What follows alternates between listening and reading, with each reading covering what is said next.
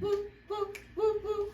That's just what I do, and that's just how we do it, yeah, that's just how we do it. Woo, woo, woo, woo, woo. Hey, my beautiful people. Welcome to my first episode of Taking It to the Next Level podcast. Let's talk about it. I definitely want to introduce myself again. If you missed the introduction, my name is Regina Bush. I am here to help women, men, young men, and we're going to be talking about different topics. There will be special appearances from time to time, but we're going to talk about a lot of things, and it's going to get deep, real deep, positive vibes only. Everyone has an opinion, and you're entitled to it. Ask whatever questions you want or put in your input when you want, but it's going to get deep and juicy, so make sure you stay tuned to Taking It to the Next Level podcast. Today's first episode is about my weight loss journey. A lot of people have asked, how did you lose so much weight? And I want to be very transparent on this first episode. I want to let you know about my weight loss journey and why I chose this journey. Because a lot of people think surgery is the easy way out, right? And I did have surgery. And I didn't have lipo. I didn't have a bypass surgery. I didn't have a lap band surgery. I definitely had a new version surgery. It's called the DS surgery. So I chose the DS surgery. And this is more of a diversion surgery. Where they actually divert one of your actual intestines and just unhook it, so you won't store as much fat as you normally would, and actually majority of your fat will come out. Why did Regina choose this surgery? You guys, I was diagnosed with lupus years ago. I was diagnosed with lupus in 2014, and it was a shocker for me. I used to get sick so much and wonder what was going on. I was in and out the hospitals for so many doctors, so many specialists, and they didn't know what was going on with me. Lupus is very hard to detect, but I was able to get with the right specialist within the Rex Center, UNC Center here, and the RTP area, and they was able to run a lot of tests, and I was definitely diagnosed with lupus in 2014. I was put on a lot of medications. I had blood pressure issues. I got to the point where I was taking 10 medications a day, 3 of them including blood pressure medicine. So I was on 3 blood pressure medicines because my blood pressure every day will run anywhere from 180 to 200, over 100 daily. So can you imagine living with that daily? Also, a couple of years after being diagnosed with lupus, I had a minor stroke. So I had a lot going on to the point where I was failing stress tests. I could not pass them. I had a time where I had a heart monitor on. So I continued to gain weight. Imagine if you can't pass stress tests, you can't really do extreme exercise, because years before I was able to gain weight and lose it.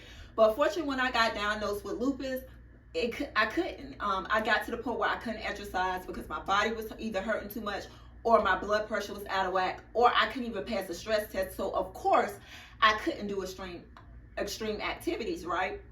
And then it went to me seeing nutritionists to try to help me, and me even doing water aerobics to try to help me lose some of the weight and get it off. But that just wasn't enough. To the point where my doctor, that has been my doctor for years, and she's my primary care, and also is very, very knowledgeable about lupus.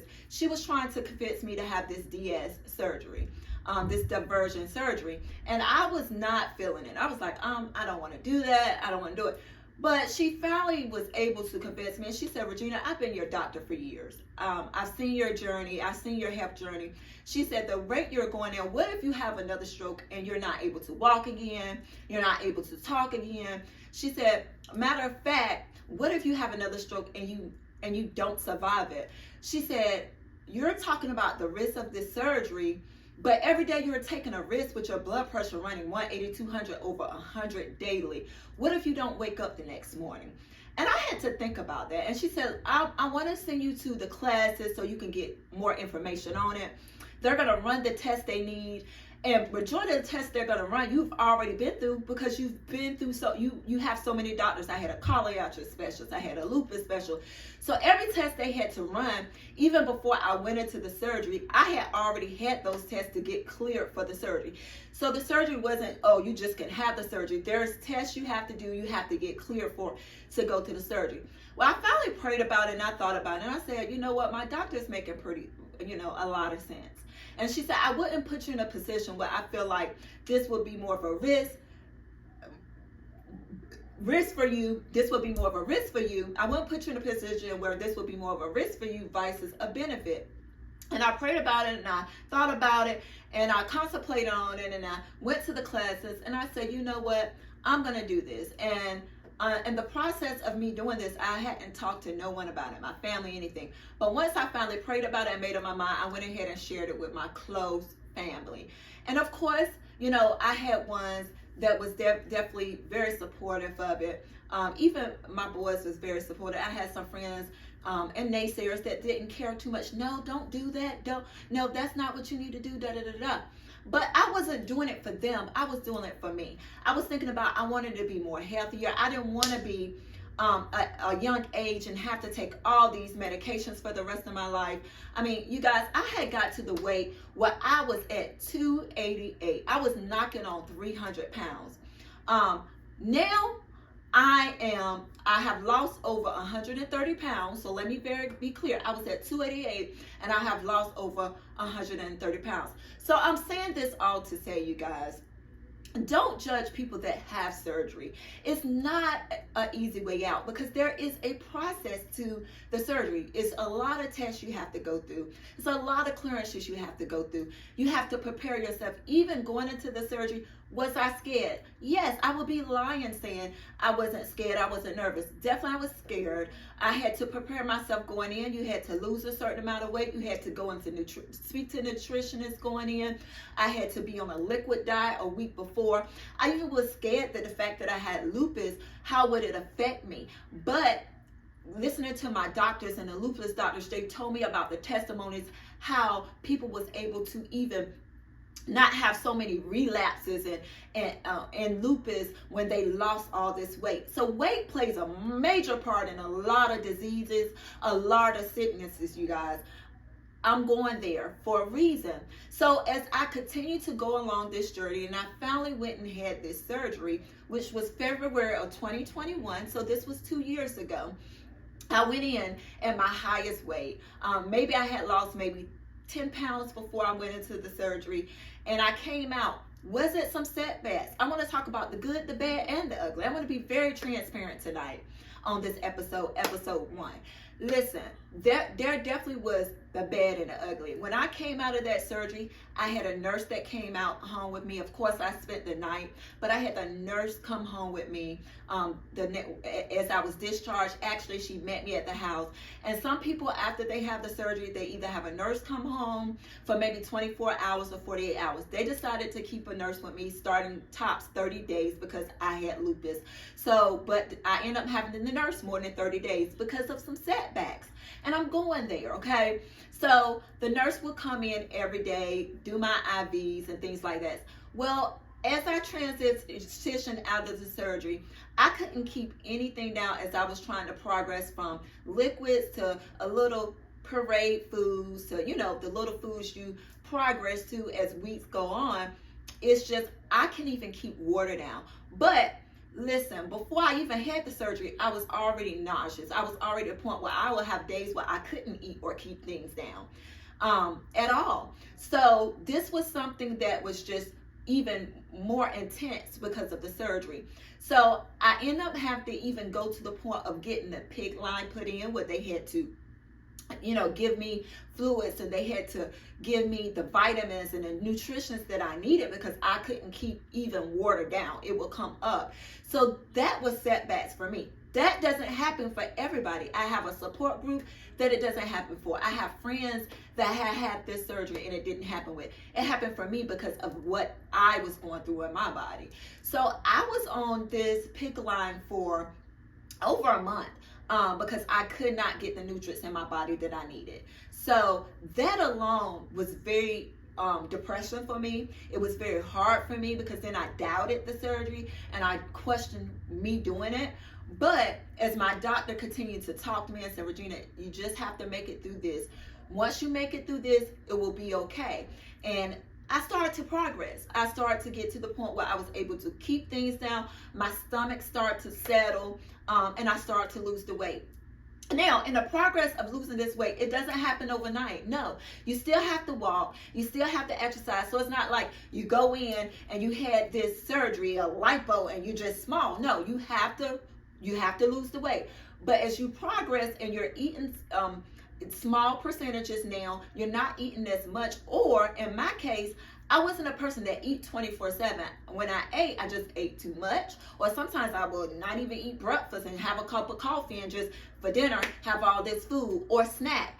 So as you progress through the surgery, you'll be able to eat, but you only can eat a little at a time. And the longer you go on through this journey, you'll continue to be able to build on it and eat a little more.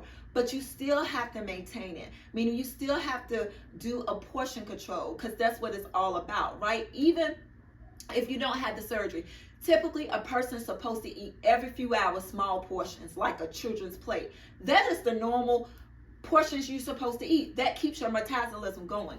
So that's what this surgery does for you. So now I eat anything I want. I can eat chicken wings, I can drink, I can whatever. Drink sodas in moderation, things like that. I can snack, but I only could do it little by little, moderation by moderation.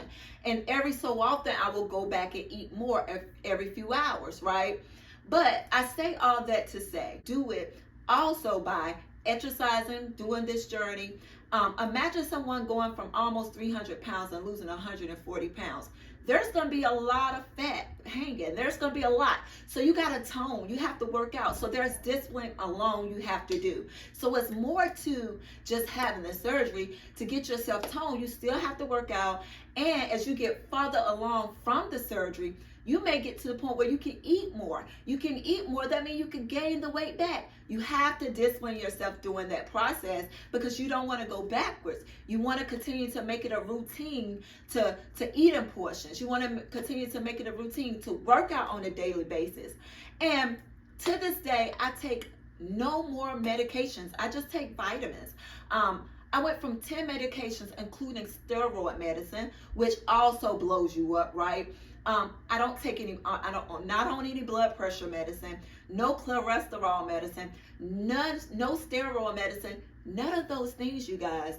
So a lot of people talk about people that have surgery and they say, oh, you took the easy way out. You shouldn't do this. I say this to say, go with your heart and do what's best for you and what's going to make you healthier, okay?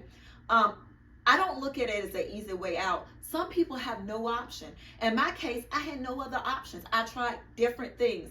I couldn't do extreme exercise because at the time, my heart couldn't take it. I couldn't even pass a stress test on a treadmill. So what makes you think I can get out here and exercise and lose over 140 pounds?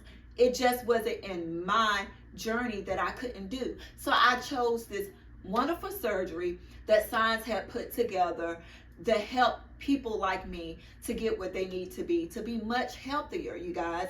So don't judge a book by its cover. Don't talk about people that have to have the surgery and they have no other option. They can't work out. They may be dealing with a disease that no one knows about and they can't go out here and work out every day. But when they have this surgery that is there for them, that is the option, now they can get back to the things that they used to do. Now they can get back to working out every day to maintain it. So we have to be very careful when we're judging people when they have any type of surgeries, right? Now, I'm not going to say it's people that are out here that may just go out here and have it because they have the money or they just want to do it because they don't want to do the exercise. Yes, there are people out there like that. But you also have people out there that have no other option. And they have the option to do this if they have great insurance that can cover it and it's health approved and you have reasons behind getting the surgery and your insurance company feel like this is going to be more of a benefit. This is what you got going on risk-wise with your life and all these medications that they're paying for. You're in and out the hospital. things like that. Yes, let's approve maybe this $30,000 surgery to make her much healthier. And guess what? Insurance-wise, they don't have to kick up all this money from you going back and forth to the hospital 24/7 all year and paying for all these medications. They rather pay that lump sum of $30,000 to make you more healthier. Think about it, people. It's a politics thing, right? So, once again, don't judge people by having a surgery and say, oh, they took the easy way out, when you don't know their journey. Their journey is their journey. Their story is their journey. You don't know why they had to go that route or why they chose that route. I'm going to say this. I'm much healthier than I've ever been in my life. I'm much happier than I've ever been in my life. I can do things now that I couldn't do years ago when I was 288, when I was on 10 medications, when I was every day had to pop pills because my body is hurting.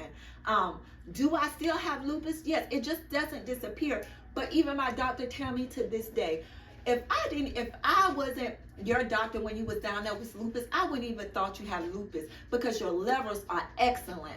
Your levels are just significant.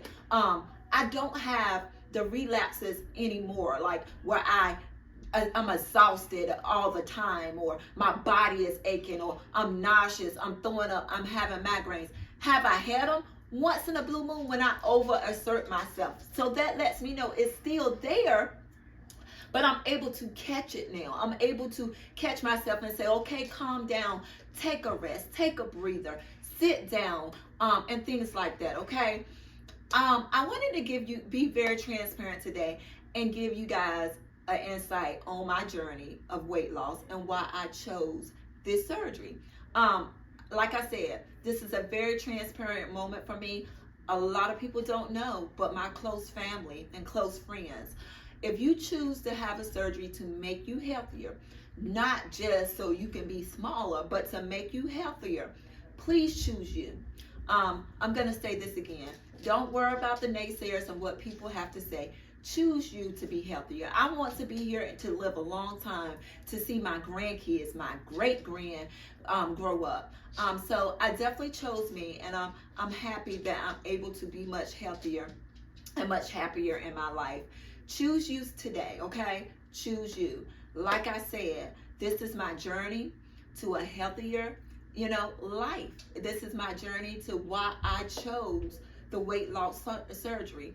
And a lot of people say it's the easy way out, but not so much. It's not. It's still a journey, and it's still a progress you have, a process that you have to go through. You just don't jump up and have the surgery and you're 50 pounds smaller the next day. No, it's discipline that you have to do on a daily basis. The way you eat is portion control, is working out, toning your body. Because like I said, imagine losing over 140 pounds. You're going to have flab. You're going to have sag. So you have to discipline yourself, and you have to put yourself in a routine so you don't go backwards as well. So if anyone have any questions about the DS surgery, please drop them in the comments. I will do my best to answer them the best I can to my ability about the surgery, okay? Even about lupus, if anyone have any questions, by the way, to my lupus survivors, kudos to you. Pop your purple. I'm standing strong for every one of you guys. I know what you're going through on a daily basis. But if you have any questions about the weight loss surgery, the DS surgery, put them in the comments. Thank you guys for tuning in into my first episode. Definitely wasn't an easy episode because this is about my life, and it's a very transparent moment that I'm sharing with the world. For the world to judge, right? For the world to see. So drop your comments in the link below. I want you guys to like, comment, subscribe, share. I'm on the road to 1,000 subscribers. You guys get me there. Like I said, there will be more that I'm going to be talking about my journey to help women, to help men, all ages, right? And there are going to be special appearances. Matter of fact, my second episode, I'm going to have some guests on, and I'm going to be asking them some questions about a very interesting topic. So make sure you guys join in. Like I said, subscribe to Taking It to the Next Level podcast. Let's talk about it. Subscribe, comment, like, share, and once you subscribe, hit that bell notification so when I do drop my next episode, you guys will be notified. Love, peace, and happiness. Peace.